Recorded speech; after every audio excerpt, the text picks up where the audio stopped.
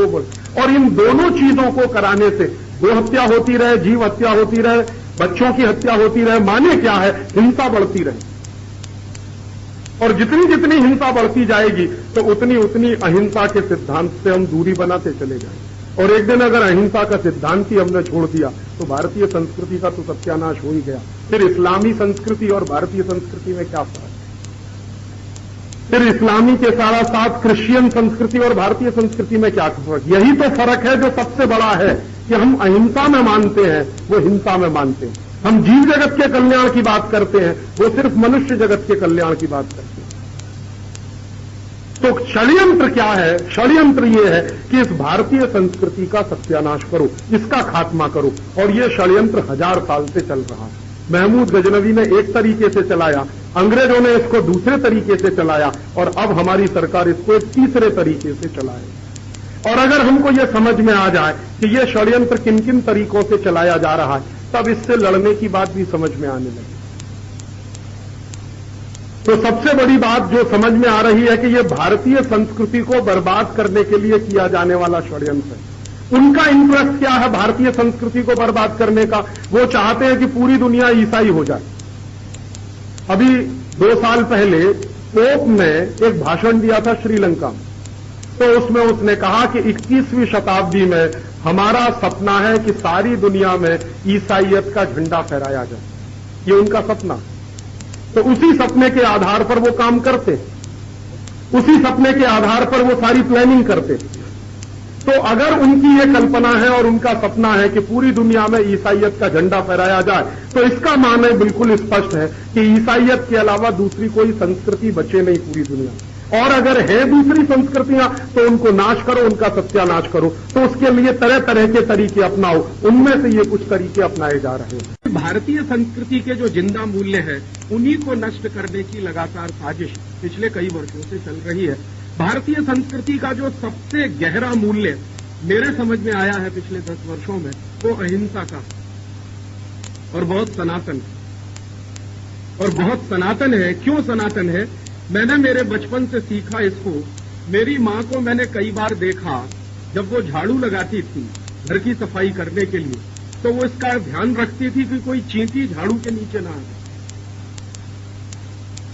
एक बार मेरी माँ को मैंने कहा कि तुम ऐसा क्यों करती हो? चींटी अगर मर जाती है तो क्या फर्क पड़ता?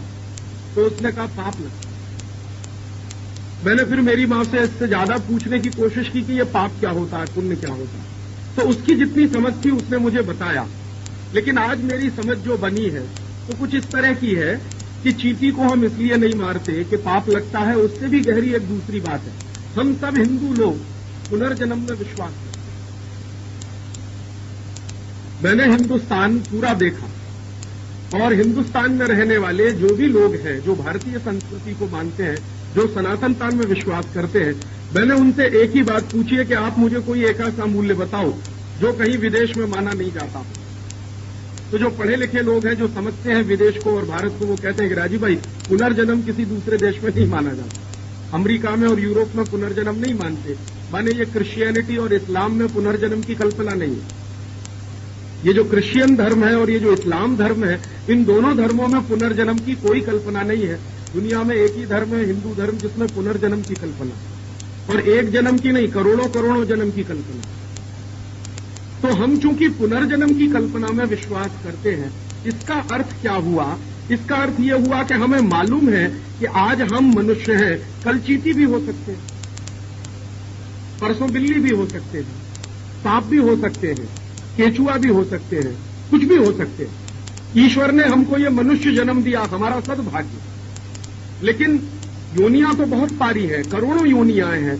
हमें उनमें से किसी दूसरे में भी जन्म मिल सकता है। तो हो सकता है पुनर्जन्म में हम कभी चींटी रहे हो, या अगले जन्म में हम चींटी हो जाए। तो अभी हमने अगर चींटी को मारा तो अपने किसी भाईबंध को ही तो मार दिया। वो किसी जन्म में मनुष्य भी हो सकती थी ना। आज वो चींटी है, कभी किसी जन्म में मनुष्य हो सकती थी, या आज वो चींटी है, अगले जन्म में वो कुछ और हो जाएगी। आज हम मनुष्य हैं, अगले जन्म में हम चींटी हो जाएंगे। इसका माने चींटी का हमारा कुछ नजदीकी रिश्ता है और वो पुनर्जन्म से जुड़ता है। तो इसलिए हमने मान लिया कि चींटी को नहीं मारना, उससे हिंसा हो जाएगी, पाप हो जाएगा। और वो पाप क्या हो जाएगा कि हमने अपनी ही जैसी आत्मा की हिंसा करी है।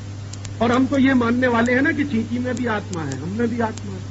आत्मा दोनों की बराबर जैसी है, शरीर दोनों का अलग हो सकता है। भगवान तो हर जगह यही कहते हैं कि आत्मा सब में एक जैसी है, तो उसमें भी आत्मा है, हम में भी आत्मा है। सब में अगर आत्मा है तो हम तो किसी को मार नहीं सकते, सब हमारे सहकर्मी हो सकते हैं। और शायद हम किसी को मार नहीं सकते, इसलिए हिंदुस्तान के इस हिंदू धर्म में जीव जगत के कल्याण की बात कही है, सिर्फ मनुष्य जगत के कल्याण की बात नहीं, पूरा जीव जगत का कल्याण।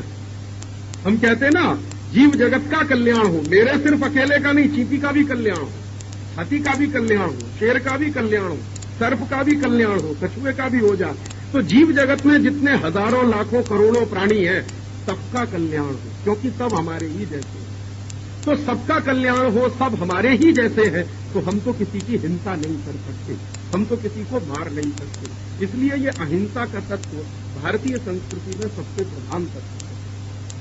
यूरोप में ऐसा नहीं, अमेरिका में ऐसा नहीं।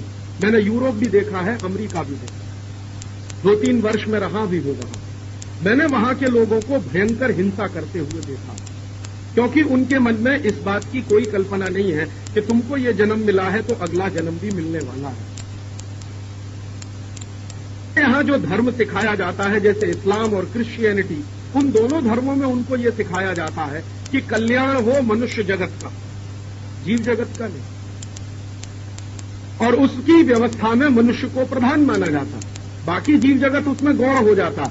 तो मनुष्य प्रधान है, बाकी जीव जगत गौण है, तो वो गाय काट के भी खा लेते हैं, बैल काट के भी खा लेते हैं, घोड़े का मांस भी खा लेते हैं, सुअर का मांस भी खा लेते हैं वो लोग, तो कुत्ते का मांस भी खा लेते हैं बहुत सारे। हाँ, यूरोप में कुत्तों का मांस खा लेते हैं, गाय बैल बकरी का तो खाते ही हैं, कुत्तों का भी मांस खा लेते हैं। उनको कुछ लगता ही नहीं है, उनको नहीं लगता कि मैं जो मांस खा रहा हूं वो मेरे ही जैसे किसी भाई का।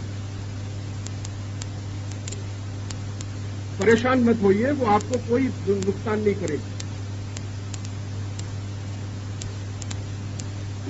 संस्कृति का दर्शन है और यूरोप की संस्कृति का दर्शन है, इसमें बड़ा भारी फर्क है और यही फर्क हमको समझना चाहिए। अब इस फर्क को मैंने